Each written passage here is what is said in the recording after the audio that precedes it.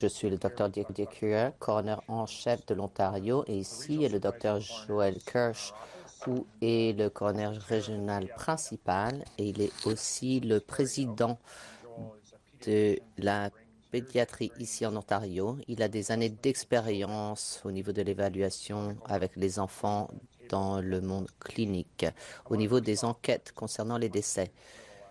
Je voudrais commencer en vous parlant de quelques notes d'intendance. J'apprécie vraiment et j'ai l'honneur d'être ici à l'invitation de Boost CYAC.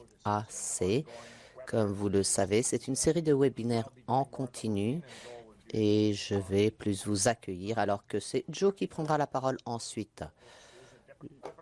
Je comprends tout à fait que ce sujet soit un sujet délicat. C'est vraiment toujours difficile quand on fait face à l'effet d'un enfant. C'est encore plus difficile pour les personnes qui sont des prestataires de services ou qui connaissaient l'enfant décédé. À certains moments, vous aurez peut-être l'impression que ce sont vraiment des données cliniques, mais que quand cela se passe, nous n'oublions pas que cela considère des très jeunes enfants et des personnes. Donc, je vous dis ceci. Tout d'abord, quand vous allez écouter en français, si vous cliquez sur le mot floor en bas à gauche de votre écran et que vous sélectionnez le mot français, vous pourrez écouter une version interprétée. Je vais me rappeler de parler assez lentement pour le traducteur. Vous pouvez également suivre avec la présentation PowerPoint en anglais. Vous cliquez sur le mot présentation en haut à gauche de l'écran. Et afin d'écouter la présentation en français, de la voir, vous pouvez télécharger la version traduite en cliquant sur le mot document, à droite. Donc, vous pouvez écouter en français en cliquant le mot floor sur le côté en bas à gauche pour voir la présentation en anglais en haut à gauche et pour suivre en français, vous téléchargez la version française en cliquant sur le mot document à droite. N'hésitez pas à télécharger les présentations comme vous le souhaitez en cliquant sur le mot document. Nous aurons du temps pour prendre vos questions à la fin et à la fin de la présentation du Dr. Joel Kirsch. Donc, merci de nous les faire parvenir en utilisant la barre outils à droite. Vous cliquez sur le mot message, ensuite participant, vous tapez votre question et vous pouvez le faire en tout temps lors de la présentation. Si vous regardez en groupe, merci de bien vouloir nous indiquer le nombre de participants dans votre groupe en cliquant sur le mot message participants. C'est vraiment important pour le Dr. Kirsch et moi-même, l'examen un petit peu de voir comment nous sommes bien débrouillés, ce que nous reverrons à la maison plus tard. Donc, on va additionner les chiffres et je vais passer le micro au Dr. Kirsch qui est juste à droite. Bonjour à tous. Merci, Dirk. Je suis le coroner en chef pour l'Ontario, en Ontario. Et je vais souligner que c'est en Ontario. C'est où j'ai mon expérience. Et je sais que nous avons des gens qui participent à ce webinaire de tout le pays. Je rends hommage au sujet que nous traitons, alors que le docteur Ria a aussi fait face à d'autres décès. Si vous avez questions concernant vos provinces, vos territoires, quant aux différences et aux similarités, je vous remercierai d'avance de vous diriger, de vous adresser à lui. Au niveau d'un point de vue général, au niveau des enquêtes concernant les décès, et vous pouvez avoir une idée grâce à la presse médiatique. Donc, en fonction de votre âge, vous pouvez peut-être reconnaître certaines de ces références qui sont indiquées ici, que ce soit dans des films, dans des romans ou dans des films télévisés. Notre travail, en fait, ressemble assez à ce que vous voyez dans les séries télé, mais ce n'est pas aussi dramatique et glamour comme le docteur Huyer l'a présenté tout à l'heure. Ce qui manque par rapport à la représentation médiatique, c'est le temps que cela exige et l'intensité des émotions pour toutes les personnes impliquées lors de l'enquête. Pour vous donner un petit aperçu de la conversation de cet après-midi, nous allons parler du système informatique de suivi des enquêtes sur les décès de l'Ontario en général. On vous informera aussi quant aux fonctions et aux pouvoirs du coroner. On vous informatique de suivi des enquêtes sur les décès de l'Ontario en général. On vous informera aussi quant aux fonctions et aux pouvoirs du coroner. On vous informera de la sélection des classifications des cas, des enquêtes sur les décès des enfants et des résultats. C'est là le gros morceau, l'enquête même. Je vous parlerai des comités d'experts sur l'examen des décès et dans l'intérêt de la santé publique, je souhaite vous fournir plus d'informations afin que vous soyez bien à la fin de ce webinaire les environnements de sommeil sécuritaires ou non sécuritaires qui sont vraiment importants à savoir pour toute personne qui ait des interactions avec les familles et les enfants. Et ensuite, on vous donnera un petit aperçu des orientations futures au niveau du système des enquêtes sur les décès des enfants. En bref, je vous ai fait un combat sous la coupe du ministère du solliciteur général ainsi que les services communautaires et de la sécurité publique. Il y a des éléments de collaboration entre le coroner en chef et le service de médecine légale de l'Ontario. Le coroner en chef a 2 adjoints. Ils sont distribués de façon géographique de part et d'autre de la province et nous surveillons à peu près 200 coroners qui travaillent dans des pratiques diverses en fonction de la région dans laquelle ils doivent travailler, selon que ce soit une grande ville ou une petite ville. En Ontario, c'est un modèle médical. Le coroner doit être accrédité de façon médicale. Donc, il y a des 5 questions. Ils doivent être des médecins autorisés. Nous travaillons dans l'intérêt public. Nous voulons prévenir des décès. Donc, en sus de répondre aux 5 questions, nous allons déterminer si une enquête, qui est une structure plus traditionnelle d'enquête, est nécessaire ou non. Et nous allons aussi établir des recommandations pour prévenir des décès qui pourraient subvenir dans des circonstances similaires. Afin de pouvoir accomplir cela, le coroner a des pouvoirs en fonction de la loi et que cela dépasse quelquefois le modèle de la loi. Le coroner, en fait, dépasse quelquefois le modèle de la loi. Le coroner, en fait, parle pour les morts afin de protéger les vivants. Les 5 questions qu'un coroner doit pouvoir répondre quand il commence une enquête sont les suivantes. Qui était la personne décédée? Quand le décès a-t-il eu lieu? Où la personne était décédée? Quelle est la cause du décès? Et comment le décès est-il survenu? Très souvent, cette dernière question, nous voulons dire en fait le mode de décès.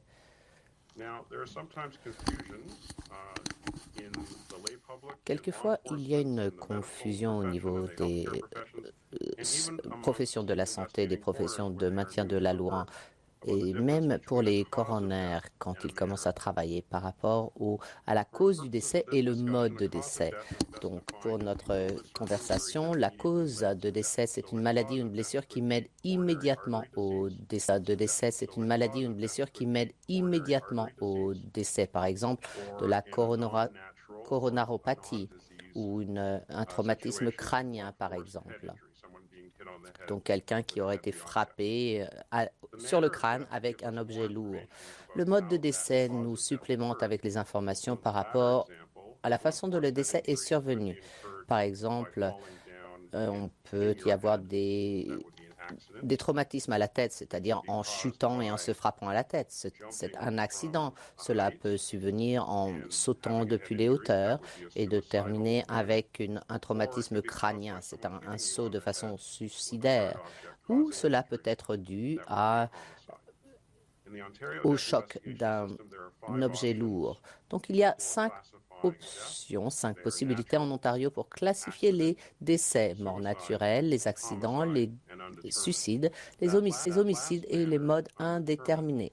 Le mode indéterminé est ce que nous utilisons quand il n'y a pas suffisamment d'informations pour déterminer le mode du décès ou s'il y a des preuves équivalentes ou concurrentes entre deux modes de décès et que la science nous pointe dans plusieurs directions, donc plusieurs modes de décès.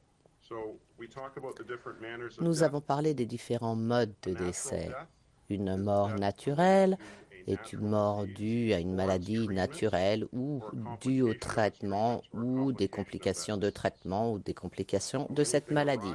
Donc, quoique tout ce qui survient d'une mort naturelle est considéré comme une mort naturelle. Une mort accidentelle a lieu dû à des événements externes qui ne pouvaient être prévisibles. Par exemple, une chute, un accident de voiture serait également un accident accidentel, à moins que ce soit vraiment un échec total d'un équipement médical, par exemple. Les suicides sont des décès dus à un acte de la personne décédée qui avait pour but de se ôter la vie. De ce fait, ils ne sont pas classés comme des morts accidentelles.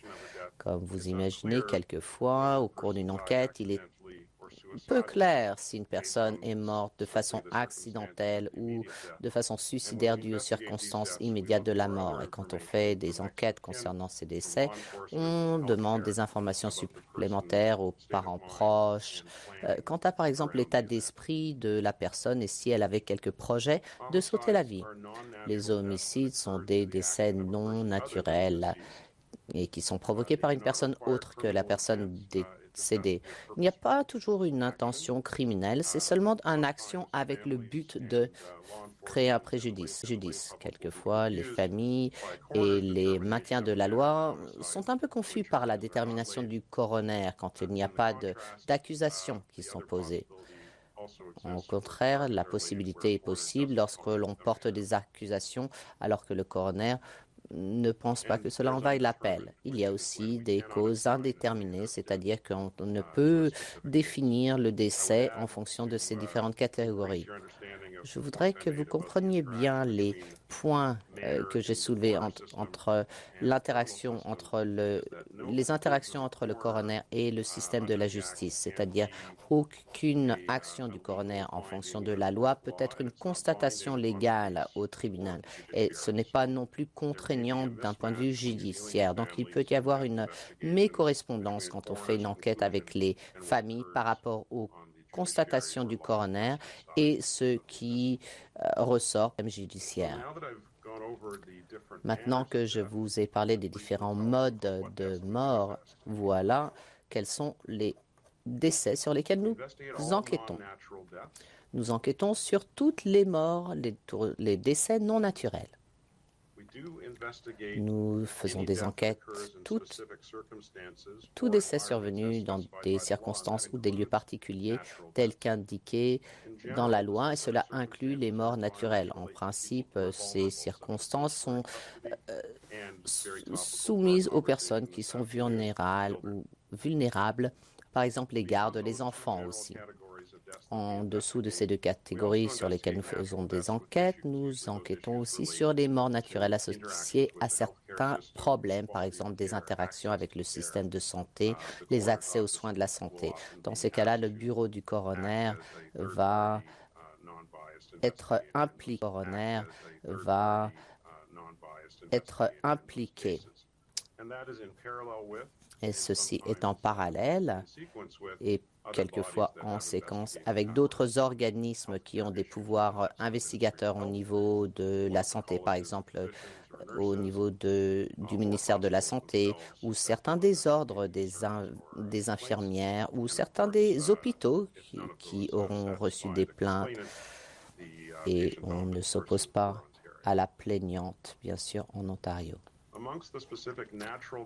Parmi ces morts naturelles qui exigent des enquêtes obligatoires chez les populations vulnérables, on commence en haut à droite, les personnes qui sont en prison, en détention ou qui sont dans des centres de santé mentale de façon involontaire. Les mères et les nourrissons sont une population vulnérable et cependant nous avons un très peu seuil à période autour de la naissance. Les foyers de groupe, les personnes qui sont en garde à vue, c'est-à-dire qu'ils ont eu des interactions avec la police mais ne sont pas encore incarcérés, ils n'ont pas reçu de condamnation, de détention et bien sûr nos implications avec les sociétés d'aide à l'enfance ou d'autres associations d'aide à l'enfance.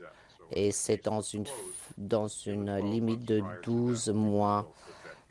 S'il y avait eu des complications au niveau des cas de l'enfance dans les 12 mois avant le décès de l'enfant, nous le prendrions toujours en compte. Comme je vous l'ai dit, nous avons des pouvoirs importants. Voici la compétence du coroner. Cela commence lorsque la personne est décédée et ensuite cela s'étend de façon concentrique. Nous avons aussi la compétence d'enquêter tout ce qui touche à la personne décès afin de pouvoir répondre à décès, afin de pouvoir répondre aux 5 questions ou afin de déterminer si une enquête est nécessaire ou pour prévenir d'autres décès. Afin de faire ces enquêtes, les pouvoirs sont établis par mandat de prendre possession du corps d'une personne, de faire un examen post-mortel par un médecin légiste ou aussi de faire l'enterrement, procuration pour certificat de décès.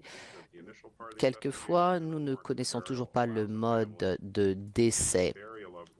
En revanche, cela permet aux personnes d'enterrer le mort sans avoir de certificat de décès. Les pouvoirs non établis par le mandat, c'est de pénétrer dans un endroit et inspecter les lieux, examiner des dossiers ou des écrits, souvent des dossiers médicaux, et de saisir tout élément qui soit utile aux fins de d'une personne. Ce peut être des médicaments afin que l'on puisse les analyser ou peut-être un appareil médical que l'on pense qui est mal fonctionné. Avec ces informations, je voudrais reconnaître encore les difficultés des enquêtes sur les décès des enfants. Il y a des réponses émotionnelles au sein de la famille et au sein des amis. Cela peut inclure d'avoir honte, la culpabilité, c'est bien naturel que les personnes ressentent ces émotions et qu'ils parviennent à la conclusion d'avoir certaines croyances par rapport aux incidences du décès. Et très souvent, cela parvient avant que l'enquête soit complètement finie. Aussi, au niveau des prestataires de la santé, les personnes qui prennent soin en continu de la famille, il est normal d'avoir une réaction de grande tristesse. Quand on est impliqué souvent avec normal d'avoir une réaction de grande tristesse. Quand on est impliqué souvent avec les soins des enfants, puisqu'ils sont émotionnellement impliqués dans leur travail et ils valorisent leur travail d'une façon très individualisée et personnelle. Certaines fois, il y a des difficultés d'assigner les modes et les causes de décès pour les enfants. C'est surtout au niveau des nourrissons, au niveau des morts accidentelles et des causes. Il y a par exemple le SMNS, le syndrome du nourrisson. Il peut y avoir des problèmes cardiaques, des problèmes au niveau des médicaments ou des substances toxiques. Les nourrissons sont très susceptibles à l'obstruction des voies respiratoires dans de nombreuses situations. Donc, les défis dans les enquêtes, c'est que cela nous donne peu de données probantes au niveau clinique si l'enfant est toujours en vie et même au niveau pathologique une fois le décès encouru. Au niveau des morts d'un nourrisson, s'il y a des suspicions, il peut y avoir très peu de signes, de preuves, de constatations extérieures, par exemple. Il ne peut pas y avoir de signes de traumatisme crânien, mais suffisamment de lésions internes. Et même si quand il y a un traumatisme crânien présent, il y a aussi des fois des difficultés afin d'assigner vraiment la cause du décès de cette façon et comment l'enfant a terminé avec ce traumatisme crânien. Et en dernier, Dieu merci, il y a un faible nombre de décès de ce genre qui puisse permettre des compétences d'experts. Donc, afin de combattre ces problèmes, nous avons des protocoles d'investigation afin d'arriver à des constatations finales et que nous ayons des bonnes données. Les investigations sont toujours complexes et il nous faut définir les mêmes méthodes à chaque fois avec une liste de vérification afin de réduire la probabilité des variations d'informations. La plupart des informations n'ont peut-être pas d'incidence sur les conclusions, mais s'il nous manque un élément d'information, il peut avoir une importance cruciale afin de tirer nos conclusions au niveau des morts infantiles. Donc, ces protocoles sont définis pour tous, que ce soit pour les coronaires, même dans la plupart des juridictions, il y a la possibilité d'escalader, c'est-à-dire que de façon interne, par exemple, la police pourra escalader au niveau des enquêtes à l'équipe d'homicide, même s'il n'y a pas de suspicion à l'origine. Nos pathologistes judiciaires ont également un protocole d'examen obligatoire par des pairs et tous les rapports sont soumis à ces derniers.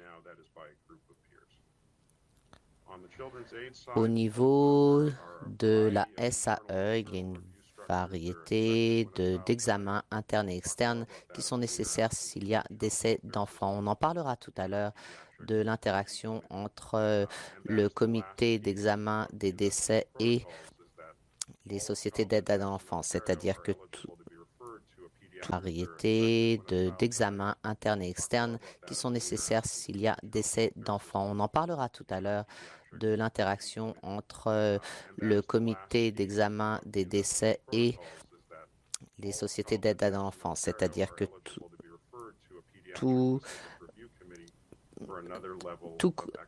toute mort, tout décès d'enfant peut être soumis au comité d'examen des décès. Le comité d'examen des décès pour enfants était établi en 1991, donc il y a déjà 18 ans. Il considère les décès d'enfants et ceci a été formé en 1995 et ce chiffre a été affiné jusqu'à ce que cela considère aussi les enfants de moins de 5 ans. Ensuite, la publication du 6, il y a la directive conjointe qui nous fait fonctionner aujourd'hui, qui vise la déclaration et l'examen des décès d'enfants en Ontario. Et il y a eu la création du comité d'examen des décès d'enfants. Et aujourd'hui, en 2019, il y a le projet pilote d'intégration des données pour l'examen et l'analyse des décès d'enfants et d'adolescents, ce dont je vous parlerai tout à l'heure en fonction des orientations futures. Jusqu'à récemment, les comités d'experts pour l'examen des décès et les examens menés étaient de 3 comités. Il y avait le comité d'examen des décès pour les enfants de moins de 5 ans, celui pour les cas médicaux avec des problèmes de santé complexes et le comité des décès d'enfants qui implique les sociétés d'aide à l'enfant. Si le système d'aide à l'enfance a été impliqué dans les 12 mois précédant le décès. Ces comités contribuent à la prévention de l'enfance a été impliqué dans les 12 mois précédant le décès. Ces comités contribuent à la prévention des décès et à une analyse et un examen minutieux exhaustif des décès survenus. Le comité des enfants de moins de 5 ans a été fusionné avec celui sur les cas médicaux pour des raisons pratiques, mais aussi parce que de définir un âge en fonction de l'enquête qui doit être menée est une décision arbitraire. Et ceci a été soutenu par les comités pour les enfants de moins de 5 ans qui devaient travailler sur différents âges. Voici une diapo un peu complexe. Je m'excuse déjà d'avance, mais c'est le processus qui implique le bureau du coroner et les sociétés d'aide à l'enfant s'il y a impliqués et qu'ils doivent faire des rapports. Si c'est qu'ils fassent un rapport dans les 14 jours, par exemple, du CEDE au MSESC. Et ensuite, il y a un examen qui est fait par le comité d'examen afin d'établir un petit peu la complexité auquel doit faire face la société d'aide à l'enfance. Pour vous donner un petit peu un aperçu, en 2016, le CEDE a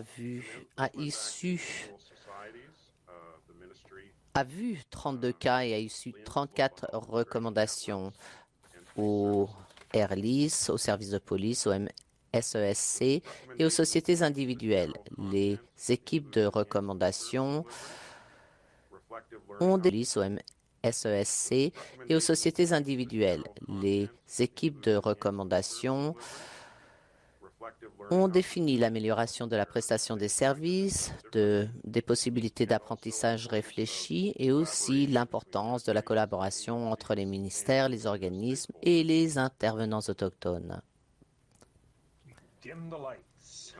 Allez, abaissez les lumières. Nous avons encore assez d'électricité pour l'ordinateur. Nous avons également fait des recommandations afin de promouvoir l'échange d'informations entre les différentes agences et les différents partis qui sont impliqués afin de prendre soin à l'enfant. Encore une fois, pour vous donner un aperçu global des décès investigués par le bureau du coroner, il y a eu à peu près 99 000 morts d'enfants en 2016, dont nous avons enquêté sur 15 000 de ces cas.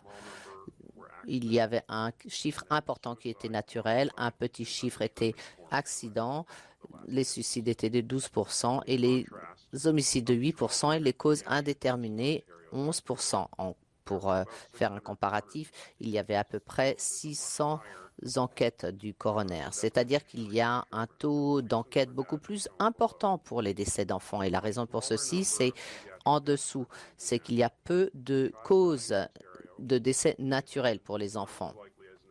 Un enfant en Ontario a plus de chances de mourir d'une mort accidentelle. Cela représente 2,5 fois supplémentaires qu'un adulte de mourir d'un suicide ou d'un homicide.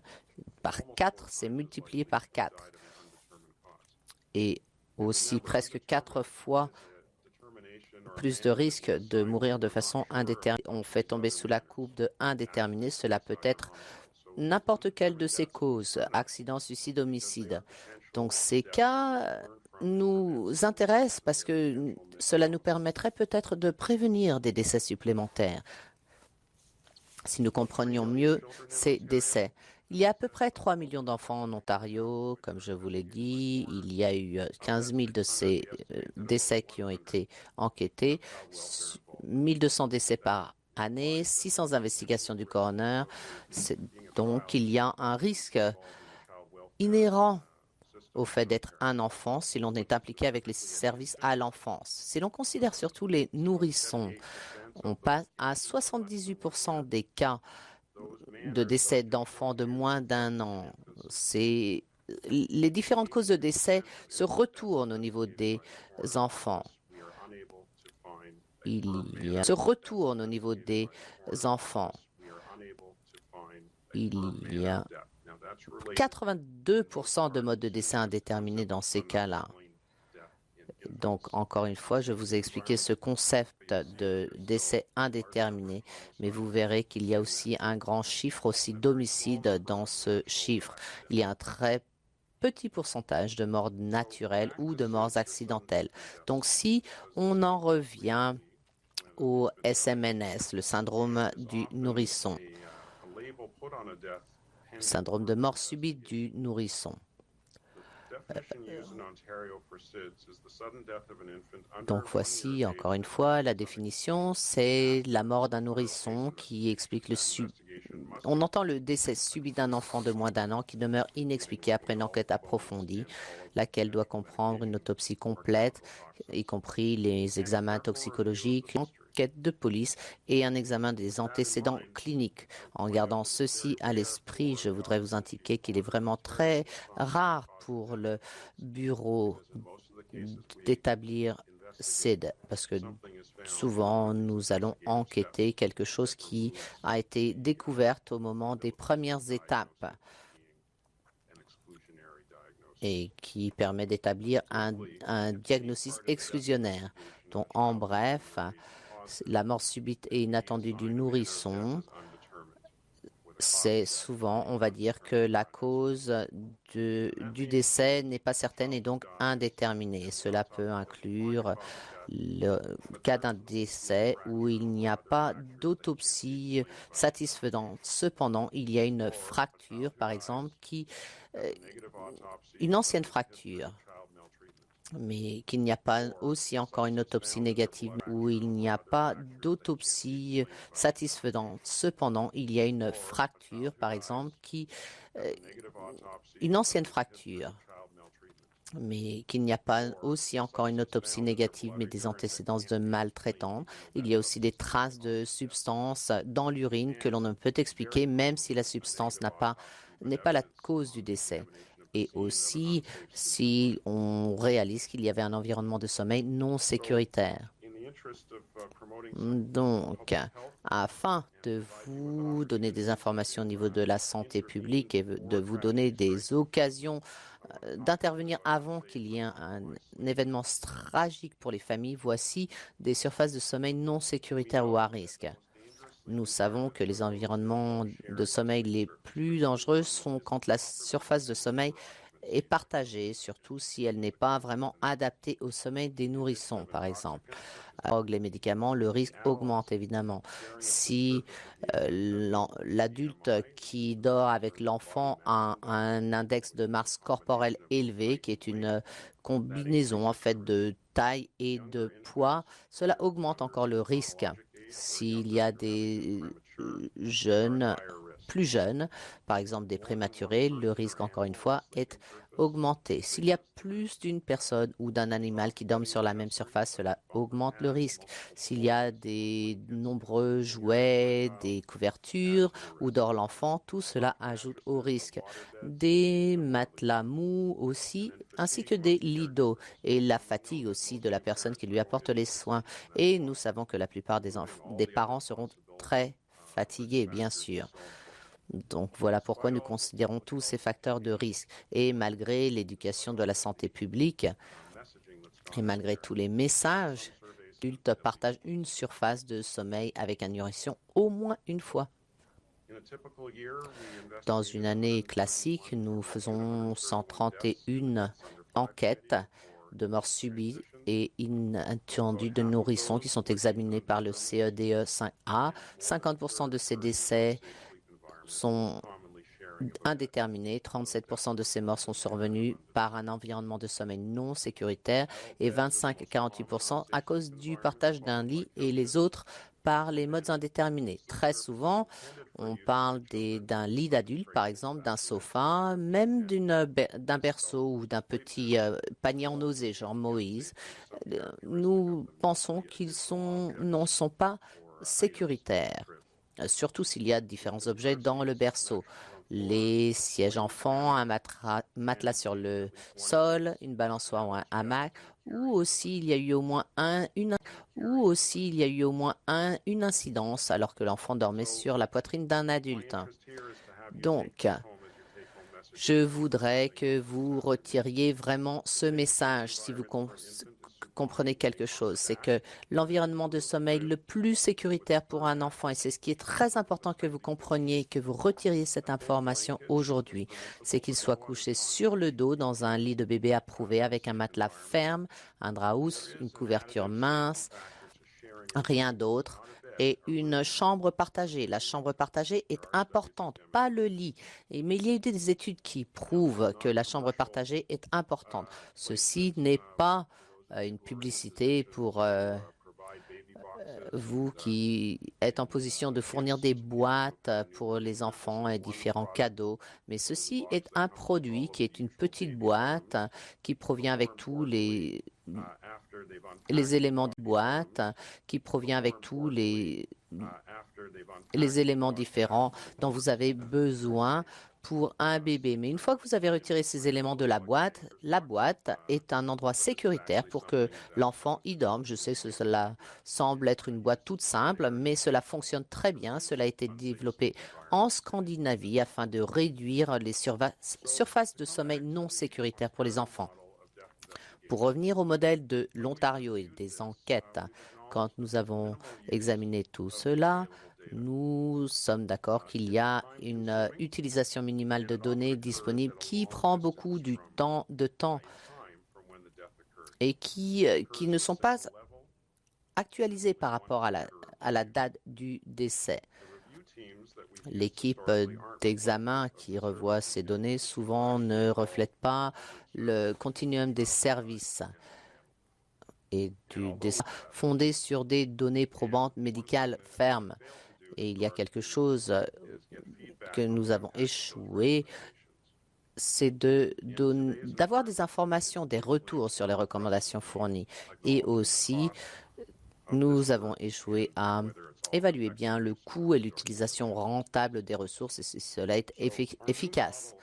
De ce fait, notre nouveau modèle veut considérer cela d'un point de vue de la santé publique pour la population, d'avoir des examens à niveau multiple et des données de qualité et de voir aussi des examens multisectoriels, que ce soit au niveau de cas et au niveau du système par rapport aux différentes caractéristiques et dans une durée limitée de temps.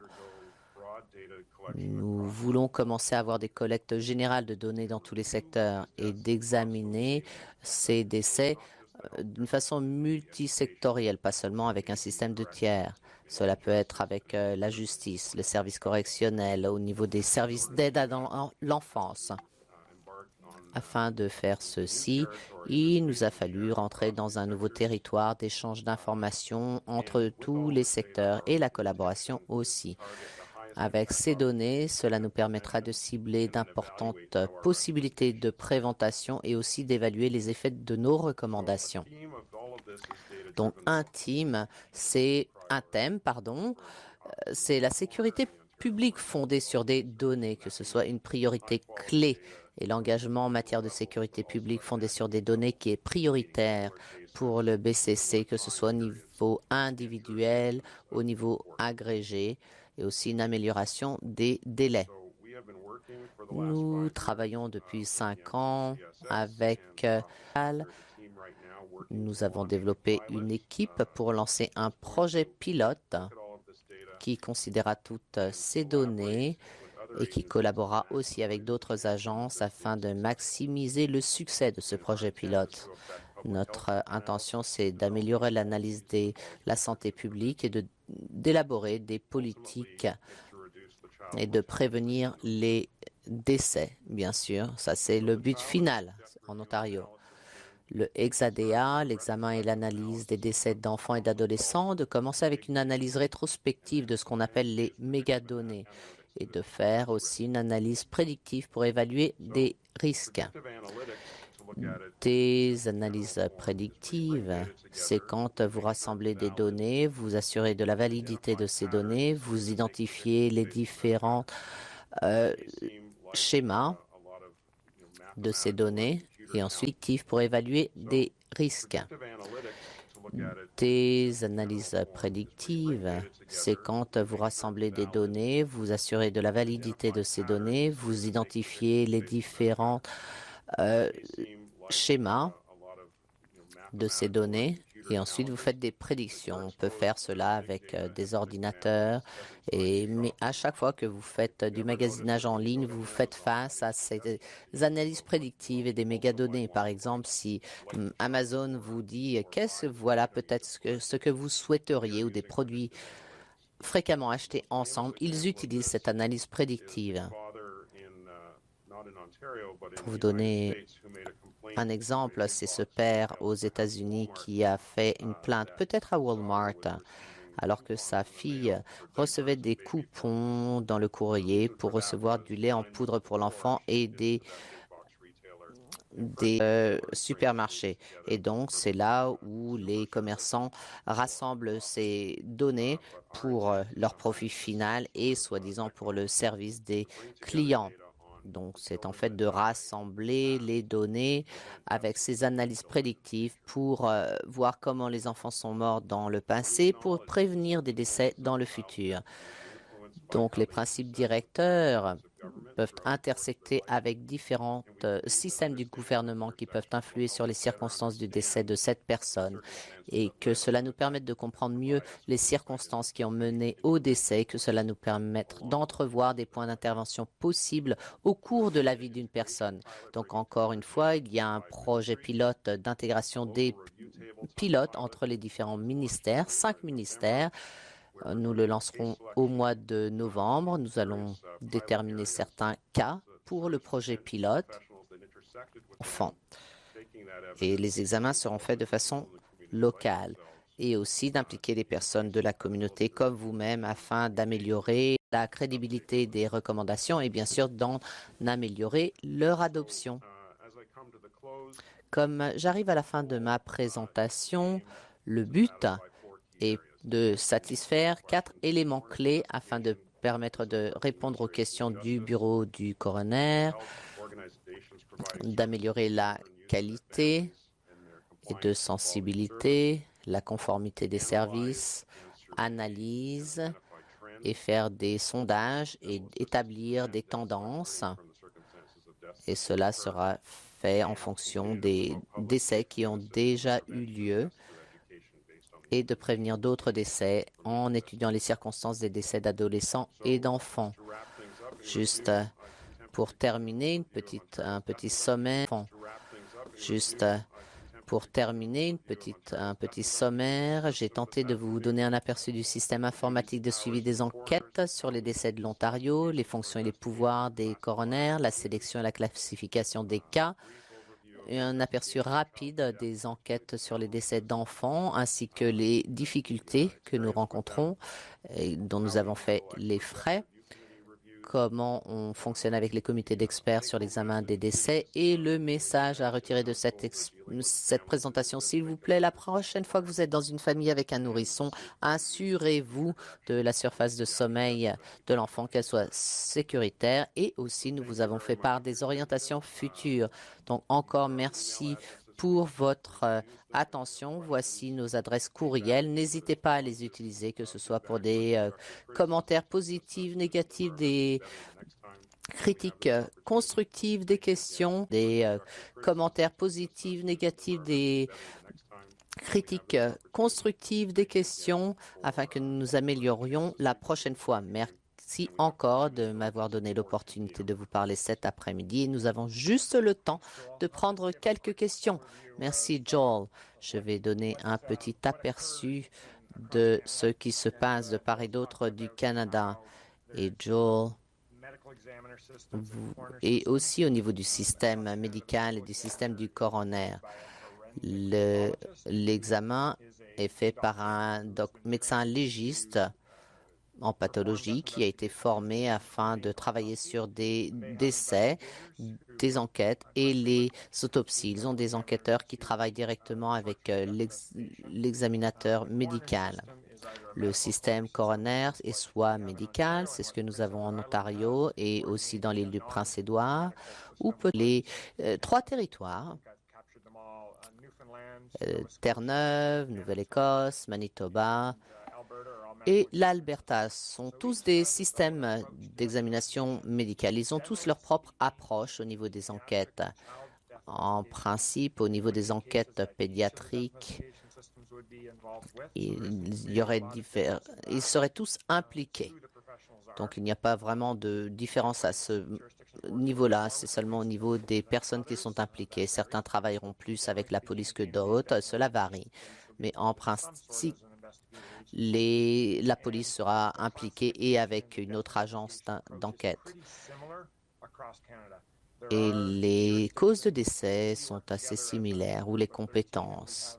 Nous travaillons dans un groupe de 13 juridictions et nous approchons la classification des décès de la même façon. La seule classification des décès de la même façon. La seule classification qui diverge, c'est que certains ne considèrent pas le SMNS. Je ne me souviens plus exactement de quelle juridiction, mais il y en a plus de...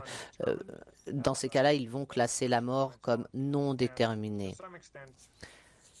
Et dans une certaine mesure, c'est une différence subtile. C'est seulement de dire nous ne savons pas quand nous décidons que le décès est indéterminé. Et si c'était SMNS, dans ce cas-là, cela tomberait sous la coupe des décès naturels.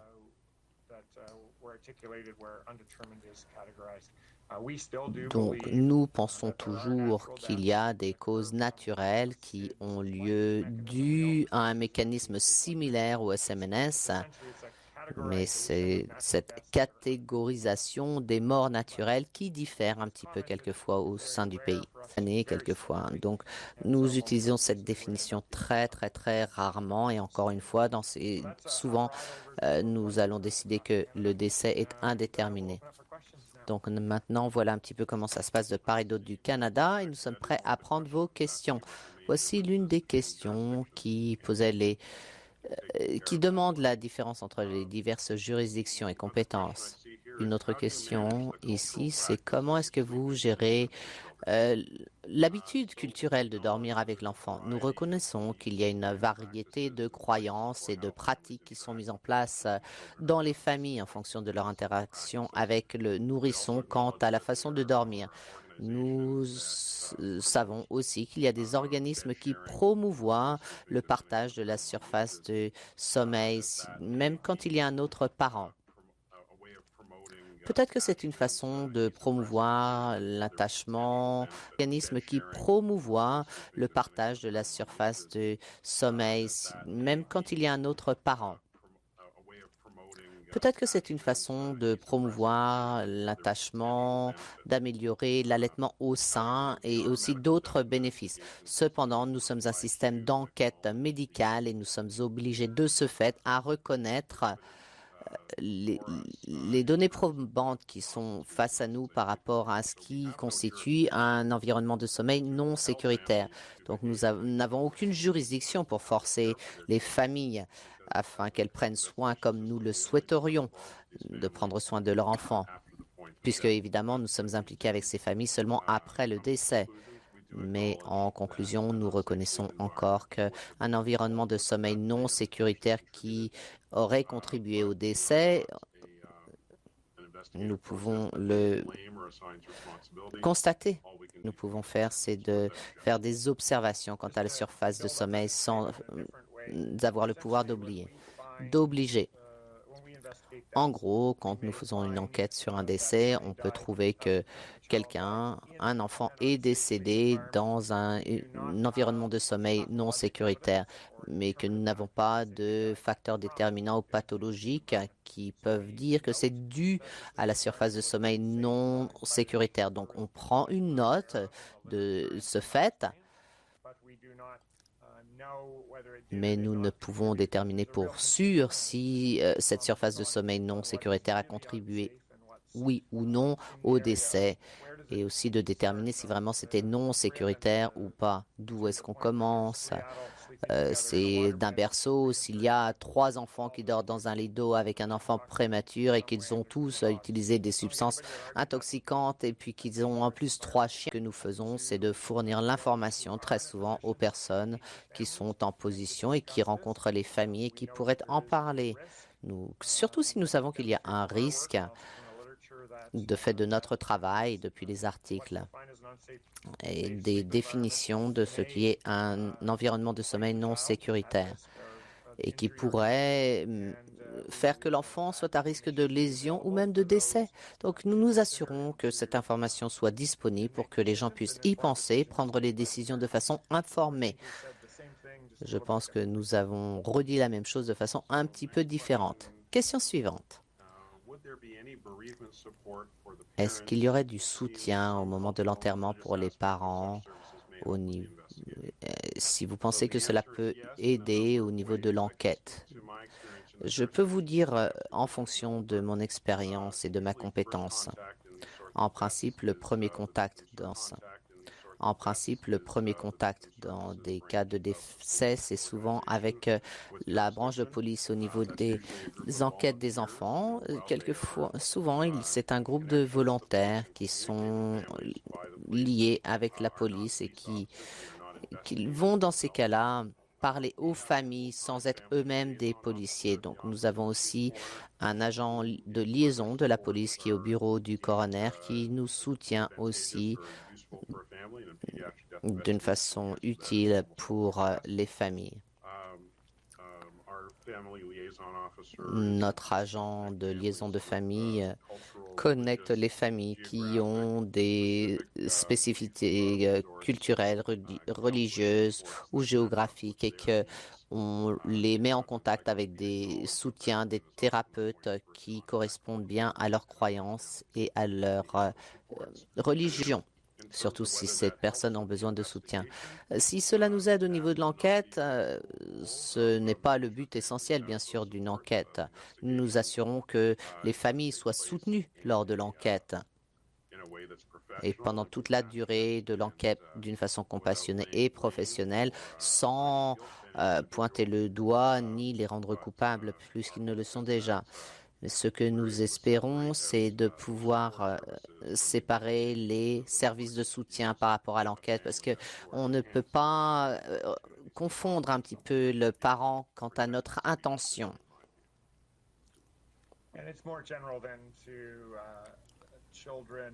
C'est plus général que les enquêtes des morts juvéniles.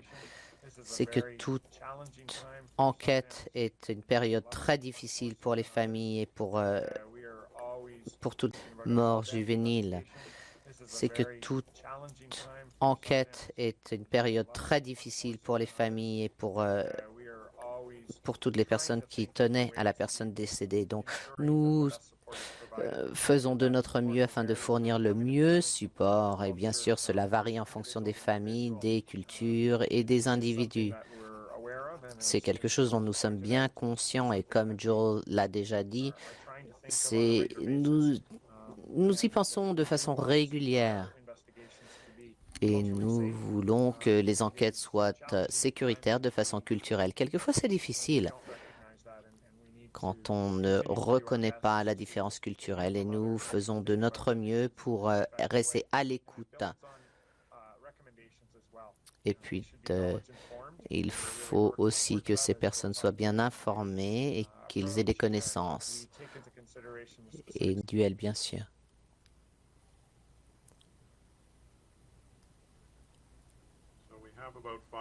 Il nous reste à peu près 5 minutes pour prendre des questions si vous en avez d'autres. Si vous souhaitez en taper une, je vous dirai. Vous êtes bienvenue. Merci de nous avoir dit merci. C'est toujours un défi pour quelqu'un comme moi de juste regarder l'écran d'un ordinateur.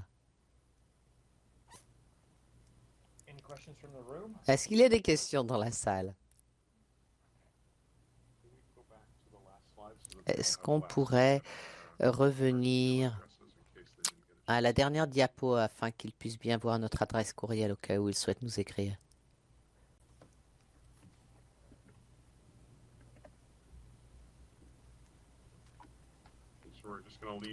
La diapo en route pour 1 minute ou 2, que vous puissiez prendre une photo de l'écran ou prendre une photo avec votre appareil personnel ou que vous souhaitiez écrire. Et on va considérer encore une fois les questions pour voir s'il y en a avant de fermer la session. Pendant que vous faites ceci, je voudrais remercier Boost de nous avoir demandé de venir aujourd'hui et pour avoir pris les rênes et d'organiser tout cela. J'espère que cela vous aura donné des informations. Je suis ravi, c'est peut-être pas vraiment le bon mot, mais je suis content que nous ayons pu vous fournir des informations et répondre à vos questions. C'est quelque chose auquel on pense très souvent et on essaye toujours d'affiner notre méthode par rapport à ces enquêtes. Donc, quand les données montrent notre méthode par rapport à ces enquêtes. Donc, quand les données montrent que de nombreux cas sont liés au système d'assistance, cela veut dire qu'un problème de classe doit être considéré. Est-ce que vous pensez que les cas du Dr. Smith ont mis ceci en avant? Je ne comprends pas vraiment cette question. Les données montrent. Je ne pense pas que les données représentent un problème au niveau des classes sociales. Ce n'est pas ce qu'on voit dans les données. C'est un des facteurs, une des considérations dans certaines causes des décès, mais certainement pas pour tous les cas de décès. Ce que nous considérons au niveau de l'intégration, de la méthode d'intégration des données, c'est quand on essaye de voir entre les variables multiples et afin d'avoir des interventions plus tôt ou au niveau de la prévention. Et s'il y a une association avec certains facteurs, je ne pense pas que nous avons au niveau systémique général assez de données pour bien comprendre tout cela. Mais je ne pense pas que les programmes d'assistance sociaux soient ubiquitous et ne sont pas dans la plupart des cas. Je ne pense pas qu'ils sont impliqués.